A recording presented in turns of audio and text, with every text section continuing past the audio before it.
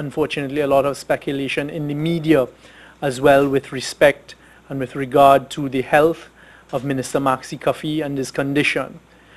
I am happy to tell the public of Trinidad and Tobago here today that this morning I spoke to both Minister Maxie Cuffie as well as to his wife. They're both in Washington, D.C. Minister Maxie Cuffie is in very high spirits. He is going through a period of specialized rehabilitation that is going very, very well. And as I said, I spoke to him personally this morning. So I can tell the public of Trinidad and Tobago via personal evidence that Minister Maxie Cuffie is doing very well. His rehabilitation is going extremely well. His family is in constant contact with us at the government level. We respect a certain level of privacy that they would want maintained. We continue to pray for his speedy recovery, and by all accounts, that is in fact happening. He told me he's undergoing at least 6 hours a day of rehabilitation, exercise, therapy, etc. And by all accounts, it is going very well, and he's actually ahead of where his doctors want him to be.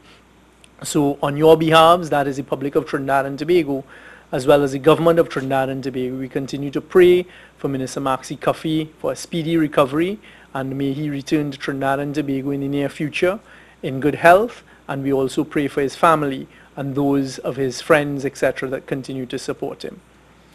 The second topic that I'd like to announce here today, and there would be more details following in the coming days or within the next week, is you would be aware that there was a recent convention in the People's Republic of China where they elected a new leadership and reconfirmed some of the current leadership, including the president.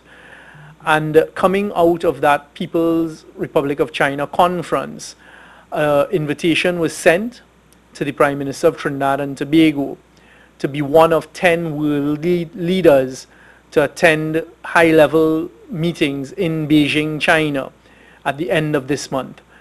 We at a government level have been working on a number of initiatives with the People's Republic of China and various state companies in China over the past year. We will be announcing very shortly some of the projects that may be coming on stream, etc. But we've been working very closely with them. You would have heard me previously talk about the One Road, One Belt, the Silk Cotton Road, and making an invitation to China for Trinidad and Tobago to become their entry, their gateway to both South and Latin America, South and Central America, come through Trinidad and Tobago with a number of initiatives. These conversations are going very well. They are hopefully going to bear fruit that we'll be able to announce in the coming months.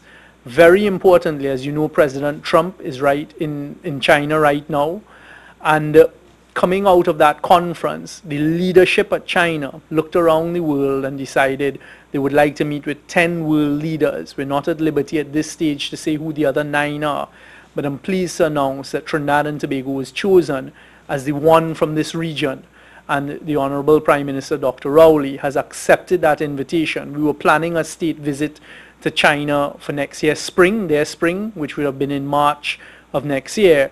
But coming out of that leadership conference at the People's Republic of China, they extended this invitation for Dr. Rowley to attend with 9 other world leaders between the 30th of November and the 3rd of December, high-level meetings, and then to continue thereafter with a state visit from the 4th of December to the 9th of December.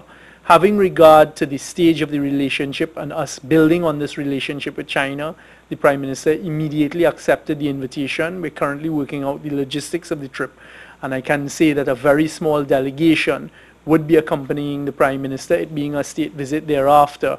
His wife, Mrs. Sharon Rowley, would also be accompanying him on this very important trip to China, which, as I said, would take place high-level meetings from the 30th of November, the end of this month, to the 3rd of December in Beijing, and then he will go on to visit other areas in China between the 4th and the 9th on a state visit. So he will have to leave shortly before that. And this is again a trip that is born out of the fruit of a number of negotiations that have been taking place, and the Chinese government recognized the importance that Trinidad and Tobago is playing in this region. One of the things we've been doing as an administration since coming into power in September 2015 is rebuilding our international relationships with very strong ally countries, and also rebuilding Trinidad and Tobago as a leader in the CARICOM. And I think this is a clear endorsement by one of the world superpowers, China, that the recognition of the leadership role that Trinidad and Tobago plays and the importance that we hope to play in a global economy and as part of our diversification program. So the Prime Minister will be accompanied by a very small delegation, and it will include his wife, Mrs. Sharon Rowley, for these meetings between the 30th of November and the 9th of December. And we'll have to put in a couple of days for travel on either end because, as you know, it's a little way off. The last topic that I'd like to address with you all here this afternoon is something that arose in the Sunday Express recently. There was a follow-on story on the Monday Express, and this is to do with allocation of housing at Victoria Keys. The record will show that every time Cabinet made any decision, this Cabinet made any decision with respect to Victoria Keys, we came out and we announced it immediately. As the Minister of Housing put out in a statement earlier this week, and unfortunately certain parts of it were not carried by the Express, and they continued with the misinformation in their Monday story that I'll get to in a short while. What the Minister of Housing said is, at the time when we came into office, we found that there had been a ballooning of expenditure on these Victoria Keys. These apartments were initially built actually when Dr. Rowley was the Minister of Housing way back then, and they were supposed to have been built as low to middle income housing, and they were almost completed by May 2010. Unfortunately, in the period between May 2010 and September 2015, the cost escalated, if I remember the figures correctly, to almost over close to $700 million from an initial cost of around $200 million. What we found is that the apartments were gutted, and as I say, they were almost completed by May 2010. The fixtures and finishings inside were gutted, and they were made into luxury type apartments. This Cabinet coming into office, and by now you would be aware of the economic circumstances and climate we face as a country, took a decision that it would be irresponsible for us not to try to recover the maximum amount on an open market that can be recovered for these high-end luxury type apartments. So the Cabinet took a decision, and I'll remind you all, it was a decision taken in February 2016 as to how we would deal with these units. And the Cabinet took a decision to reserve a certain amount for use by the government of Trinidad and Tobago. As you all would be aware, the government always maintains a certain amount of residences in case there are people coming to work with the government over interim short periods of time, for example, consultants. It works out a lot cheaper to put them in these places than to pay the rates at a Hyatt or at a Hilton hotel or other hotels. So government always maintains. They also maintain this in case of need for accommodation, for government ministers, etc. As you are aware, the Salary Review Commission had recommended back, I believe it's in 2013, that there be certain housing allowances for ministers and ministers of state, and in particular ministers who reside predominantly in Tobago. As everyone is aware, there are 2 seats in Tobago from the House of Representatives, Tobago West and Tobago East, and those 2 MPs are the members of Parliament for Tobago. So predominantly they reside in Tobago, their house is in Tobago, they live in Tobago. But because we have Minister Shamfa Cudjoe, who is the Minister of Tourism, and then we have Minister Ayanna Webster-Roy, who is the Minister of State in the Office of Prime Minister, responsible for Gender and Children Affairs, a decision, according to the SRC, they are allowed certain allowances. Ministers are allowed a housing allowance, as you're all aware. And what this Cabinet took a decision with respect to, they were initially being housed at Federation Villas, which I'll come to in a short period of time. But over the period of time, unfortunately, Federation Villas deteriorated, and there had to be a number of repairs to be carried out, etc. When we came into office, we found, despite the millions of dollars, and I have the information here, spent apparently and allegedly on refurbishing these villas for the names that I'll soon tell you about, between the period of 2010 to 2015. When we came into office, these Federation Villas were in a state of rundown, and now it's reached a stage where they need to be properly refurbished and works need to be carried out because some of them are no longer as habitable as they should be. So this cabinet took a decision in March of this year, on the 16th of March this year, and I believe it was announced at that time that what we would do is we would provide housing accommodation for certain ministers of government, as well as the Vice President of the Senate, the Chief Secretary of Tobago, and certain professional advisory staff to the Prime Minister. On March 16, 2017, the Cabinet of Trinidad and Tobago took a decision to allocate, whilst holding office, Victoria Keys housing for both Minister Shamfa Cudjoe as well as the Minister Ayanna Webster-Roy. What is important to note is that was a cabinet decision, one. Secondly, the housing allowance to which they're entitled is foregone as a result of that, and actually that is a disadvantage to them. One of the errors that the Express newspaper made on Sunday, it was corrected by us on Monday via a statement from the Minister of Housing, but they repeated it in the follow-on article, is they have suggested that both Minister Shamfa Cudjoe as well as Minister Webster-Roy and the Vice President of the Senate, Senator Nigel Freitas, are occupying and utilizing rent-to-own apartments at Victoria Keys. This is completely untrue, as Minister Mitchell, the Minister of Housing, sought to point out. Unfortunately, the Express repeated that, and having a bit of a legal background myself, I can say that is actually defamatory, and consideration should be given to the pursuit of legal action, because when they were corrected that it was not rent-to-own, it was in fact repeated in the follow-on article. When these ministers give up office and they're no longer in office, or for whatever reason, these premises will be returned to the state. They're owned by the government. I was saying that it is actually a disadvantage to them because they now forego their housing allowance. If they utilize their housing allowance, they could have purchased a property, maybe apply their housing allowance towards a mortgage, so when they left office they would have premises of their own and in their name, etc.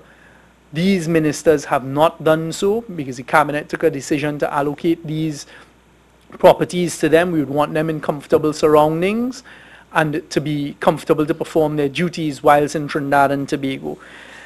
The cabinet also took a decision. So whilst the leader of the opposition has very mischievously said that the Vice President of the Senate is not entitled to a housing allowance, etc., we acknowledge that. But the cabinet of Trinidad and Tobago took a decision in March of this year to provide the Vice President of the Senate, who is from Tobago and resides in Tobago, with one of these units here in Trinidad at Victoria Keys for his accommodation whilst performing official duties here. The cabinet at that time also took a decision to provide two-bedroom units to two advisors to the Prime Minister, Mr. Steve Gardner, who is a project management advisor on physical infrastructure to the Prime Minister, and Dr. John Allen, who is a special advisor to the Prime Minister in agriculture. So these five individuals, the cabinet took a decision in March to provide with housing units at Victoria Keys. None of these units are rent-to-own. All of these units continue to be owned by us, the citizens of Trinidad and Tobago. And those who are entitled to housing allowances have had to forego those housing allowances for the provision of this accommodation. To suggest otherwise is quite frankly very mischievous, scandalous, and should not be done. Now, when this arose, a decision was taken to try and ascertain from both public administration records as well as the Ministry of Housing records and the HDC records what took place in the period 2010 to 2015. I can now stand here again without fear of contradiction and report to the people of Trinidad and Tobago that it appears as though records have been destroyed, computers have been wiped out of the Ministry of Housing and the Housing Development Corporation with specific reference to what took place during the period of 2010 to 2015. However, we have been able to ascertain from records and then also from persons who dealt with the Federation villas the following information. During the period of 2010 to 2015, under the Kamala Prasad Bisesa-led administration, the following Federation villas were assigned to the following individuals.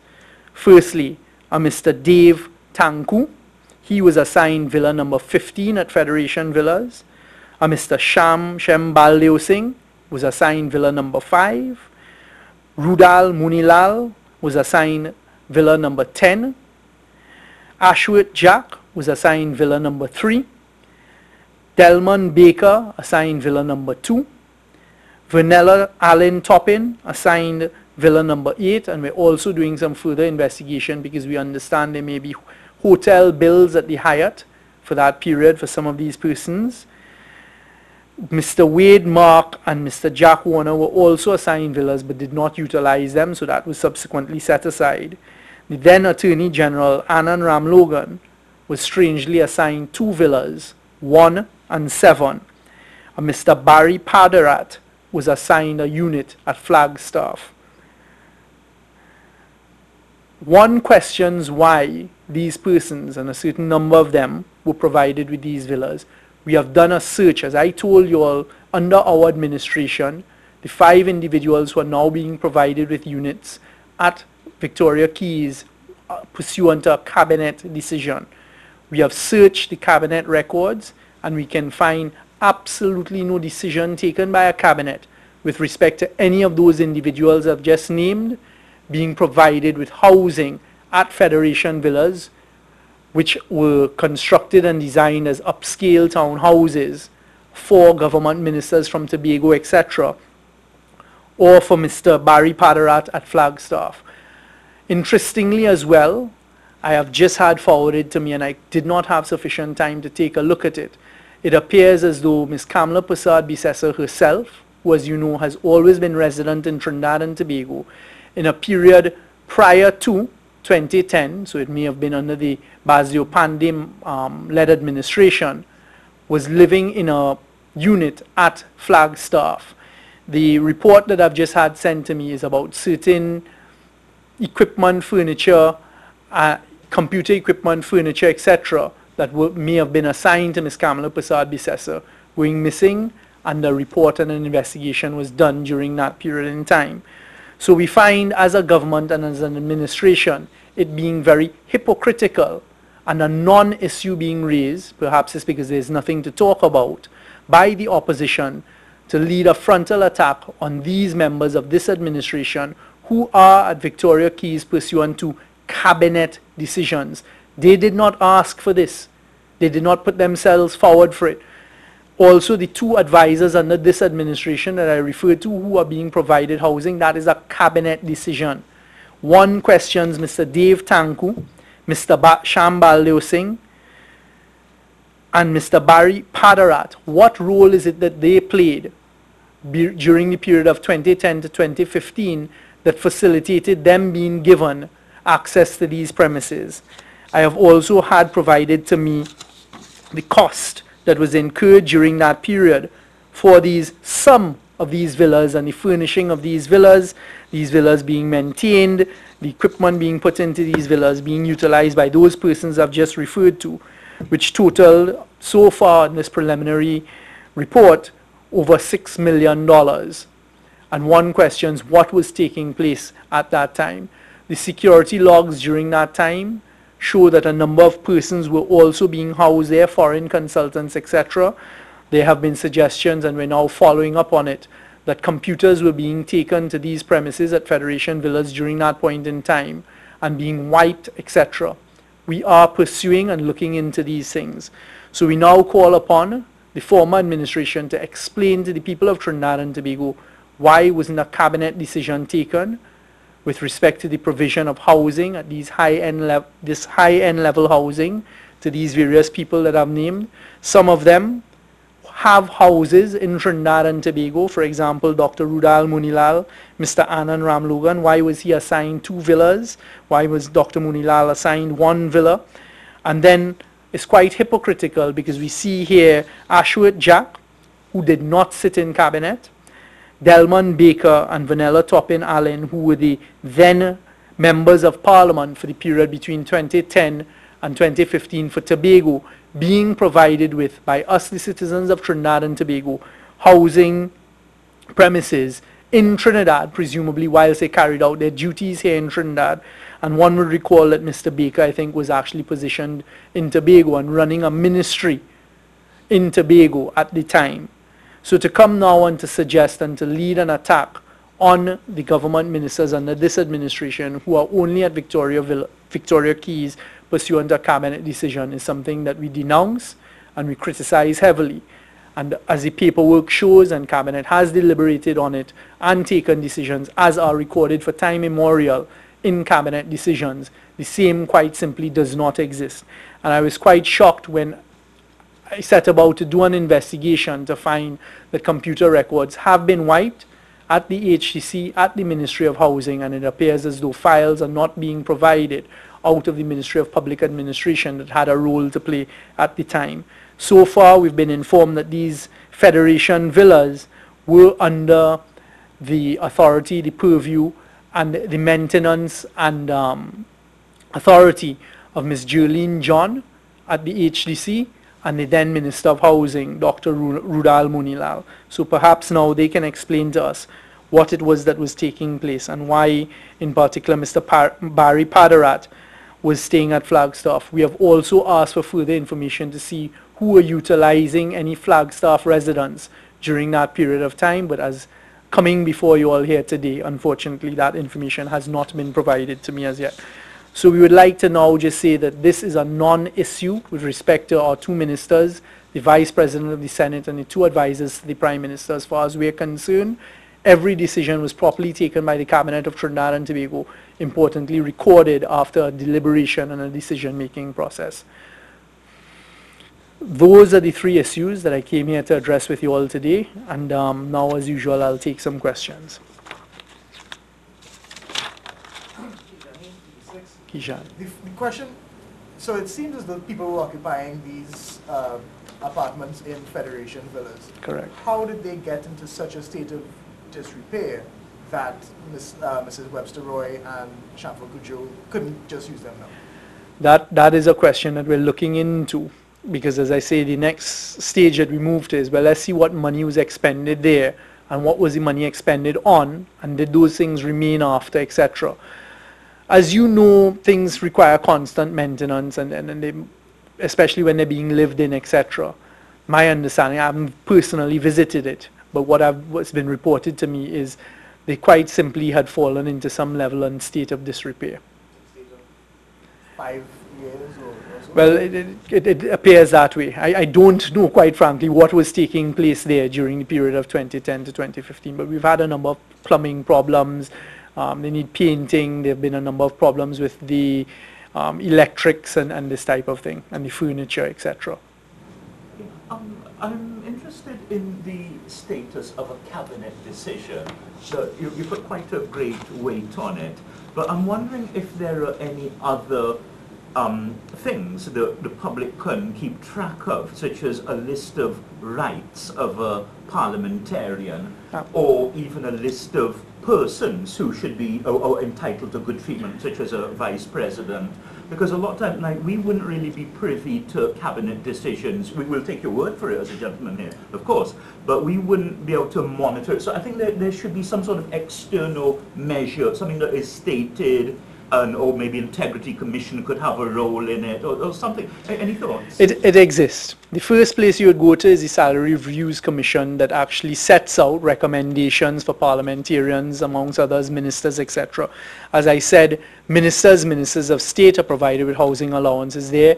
If you go to the Salary Reviews Commission report, the last one being 2013, you'll see specifically they deal with representatives from Tobago. So members of the House of Representatives who come from Tobago. The Vice President of the Senate is not provided with housing pursuant to the Salary Reviews Commission, and that's where the Cabinet of Trinidad and Tobago is the body that, through election and through the people saying, we want you all to be the representatives, we want you all to govern our country, can take decisions. The reason I'm stressing and I'm emphasizing that there are actually cabinet notes that then form cabinet minutes. Cabinet minute is the decision. The note is what is subjected to cabinet, provided to cabinet. Every week we receive a number of notes from various ministries. We as a cabinet then meet collectively, consider the content of the note, we take decisions. When we take a decision, that's then reflected in a cabinet minute, which is a final document. The reason I'm emphasizing that is for all of our decisions, there are cabinet minutes that cannot be destroyed. So from an issue of transparency, they exist. Persons who have the authority to go back and check minutes, etc., can always go back and look for them. Cabinet minutes are secret documents. So there are exceptions, and they, under freedom of information, persons don't have access to it. But the point is, anyone who comes along after can go back, and from an accountability and a transparency point of view, can ask to see the cabinet minutes to see what decisions. So for example, now we go back into the past to see what were decisions taken, because you'd want to know, well, how are cars allocated, etc., anything. And you want to know if there was a previous cabinet decision that was taken, because you don't want to take a decision and then find out a previous cabinet had already considered it, deliberated on it, and made a decision. What I'm saying here very clearly today is this administration did things properly. The hiring of those two advisors were the subject of cabinet deliberations and decisions. The cabinet came, we met, we said yes, we agree the Prime Minister can hire these two specialized experts to assist him in the office of the Prime Minister. These would be their terms and conditions, I think, to be confirmed by the CPO. And then we took a further decision, because what it is we've asked professionals from away to return to Trinidad and Tobago to assist the country at this time, that we would provide you with housing at Victoria Keys. That all exists. There are documents there that can't be destroyed and show that the cabinet deliberated. It wasn't one person or a cabal of people taking a decision as to who should go where, etc., who should be appointed to this position and be provided with X, Y, and Z. So there is already in place a level of transparency, and that exists, and the records are there. Kim Bojran from the Express. My question might be similar to Sean's, and to piggyback on what you've said. This is a fairly long list of people, Mr. Tanku and so on, who were living in these places or utilizing them or not utilizing them. But how does that go unnoticed for so long? That's a good question, because I mean, the media in Trinidad and Tobago, you all serve a very important role and purpose in reporting things that may be untoward, that may be going on. And we had also, well, I can't speak for anyone else, I can only speak for myself. I'd heard certain things, etc. But what concerns me is when I then decided to do an investigation and to take a look into it. And we as a cabinet said, well, let's see what went on previously. Up to this point in time, we have not been able to find the official records with respect to it. In fact, we're told that it was two persons who decided who could get those villas there. And this information was eventually provided to us by persons who had a certain level of access to the villas and were able to tell us, okay, this is who was in these villas, this is what was assigned, etc. And that's a good question. And that's why when we're doing things, we make sure that there are records to show that this was the submission made, because you have to make a submission as to why you think someone should be provided with, for example, these Victoria Keys. Then cabinet decides, okay, we think so, and then a decision is recorded. And that quite simply doesn't exist. So just of transparency, just following up on that one. So we have Ayanna Webster-Roy, Mr. De Freitas, Minister Cudjoe. Mr. Cudjoe, two advisors to the office of the Prime Minister. That's 5. There are 10 government. As I said, those haven't been assigned. Correct. They're just there when we were deliberating as a cabinet on how we should decide the allocation policy of Victoria Keys. And maybe this is an opportune time for me to make a pitch, because Victoria Keys are on the open market. All right, these are being sold at open market prices. There's some level of subsidy in it because the cost was so astronomical. But anyone can apply to purchase these villas. You don't have to be on an HDC list, etc. Anyone can apply to the HDC, make an appointment, go and see these villas, and then put in the prices already set, and make an offer. And actually, we're quite surprised that all have not been sold as yet. So it's not that we may find, probably in the case of, let's say, Dr. Bonilal or Mr. Amlogan, who may have lived in South, you know, they would have wanted somewhere in Port of Spain. We certainly don't operate in that way. So that's what I'm asking. So there's no way that any cabinet member now can just say, well, oh, there's a house here, I can just squat, for lack of a better word. Not under this cabinet, no. Minister Young, Mahalia Joseph, CNews. What I wanted to find out is if government would be allocating funds to repair Federation Villas. The answer is, I believe so. That has not come to cabinet as yet. So I would expect that the ministry, it is either the Ministry of Housing or the Ministry of Public Administration, have the responsibility for the upkeep of these premises, etc. As you know, the government has been saying about our financial situation and circumstances, and there is a prioritization. This is an opportune moment for me to again reinforce. We just simply don't have the level of money and funds that existed before. So we are prioritizing our spend. You would have heard the Prime Minister talk about how his priority and the Cabinet's priority is to make sure we have medicine in the hospitals, to make sure teachers are paid, public servants are paid, and to do those types of things. Once there is money available, we're certainly not going to allow these assets to deteriorate into deplorable conditions. But it again comes down to what is the prioritization of the funds. Change topic briefly. Yes. Dr. Tiwari, Bo Tiwari sent this statement yesterday. He says, do you know there is a relative of the Prime Minister with the last name Rowley, who's now a senior official, I think acting CEO or some equivalent at the CDA? How was she hired? What was the process? Can you shed some light on that? I don't know anything about that, and I hope that for Dr. Tiwari's sake, that's true. Otherwise, he better have court closed. Speaking of court closed, you raised that issue with the Express about defamatory.